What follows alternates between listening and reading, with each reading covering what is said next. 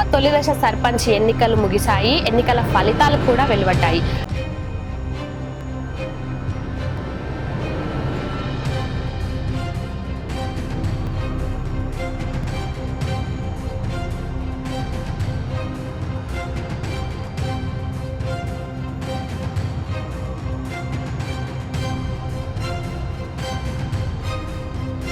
అయితే ఈ గ్రామ పంచాయతీల్లో ఎన్నో ఆసక్తికర విషయాలు బయటపడ్డాయి. కొన్ని ఊర్లలో తల్లికి కొడుకు పోటీ చేస్తే మరికొన్ని ఊర్లలో అన్నపై చెల్లెలు పోటీ పడుతూ వస్తుంది. ఈ విధంగా కుటుంబాలు, బంధాలు, బంధుత్వాలు ఇవన్నీ పక్కన పెట్టి రాజకీయాల్లో అవేవీ నడవవు, ఎవరిది వారే అన్నట్టుగా ముందుకు వెళ్ళడం, ఎన్నో వింత విషయాలు కూడా ఈ సర్పంచ్ ఎన్నికల్లో బయటపడ్డాయి.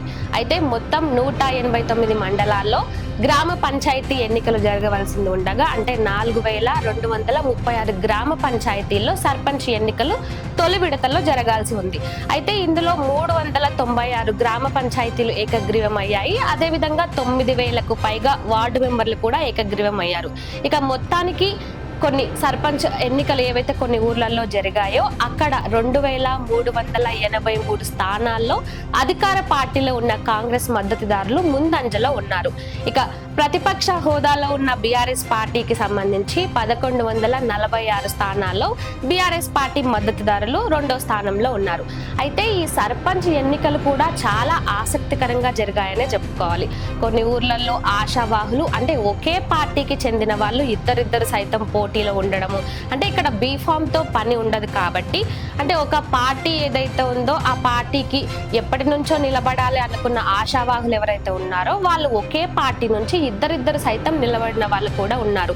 అంటే ఒకే ఇంటికి సంబంధించి ఇద్దరు సేమ్ పార్టీ నుంచి నిలబడడం, అదే విధంగా ఎప్పటి నుంచో అంటే సర్పంచ్ గా ఇంట్రెస్ట్ ఉండి నిలబడాలనుకున్న వాళ్ళు నిలబడడం, కొత్తగా ఇండిపెండెంట్లు, అసలు ఏమాత్రం అనుభవం లేని యువత కూడా ఈ సర్పంచ్ ఎన్నికల్లో పోటీ పడడం అందరినీ ఆసక్తికరంగా మార్చింది.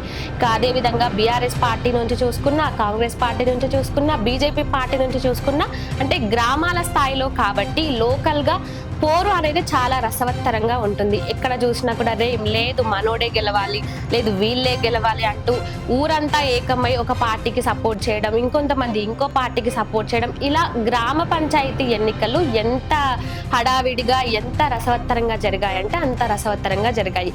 ఇక మనందరికీ తెలిసిన విషయం, అంటే గ్రామాల్లో ఎన్నికలు ఉంటే సుక్క ముక్క నోటు ఇవన్నీ చాలా కామన్ అనే చెప్పుకోవాలి.